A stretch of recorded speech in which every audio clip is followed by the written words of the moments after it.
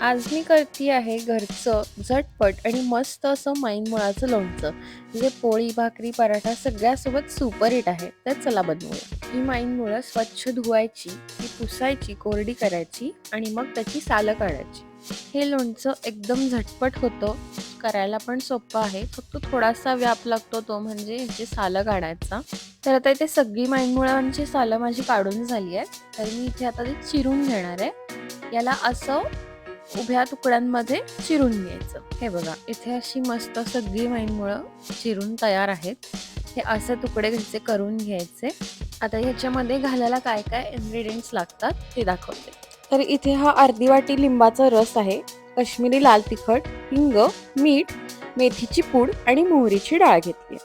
सगळ्यात आधी आपण कढई ठेवायची, त्याच्यामध्ये थोडंसं जास्त तेल घालायचं. हे आता आपण हे तेल गरम झालं की ह्याच्यामध्ये मोहरी, हिंग आणि हळद टाकून घेणार आहे.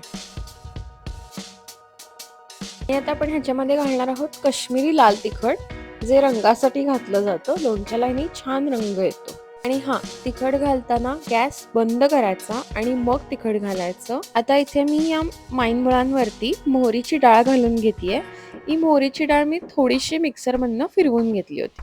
आता आपण ह्याच्यामध्ये बाकीच्या गोष्टी घालून घ्यायच्या. इथे सगळ्यात आधी मी मीठ घातलंय आणि हिंग, मेथीची पूड आणि तिखट हे सगळं एकत्र मिक्स करायचं आणि मग ते घालून टाकायचं. सगळं घालून झालं की सगळ्यात शेवटी लिंबूचा रस घालायचा वरून आणि आपण जी फोडणी करून घेतली ती आता याच्यामध्ये ऍड करून घ्यायची.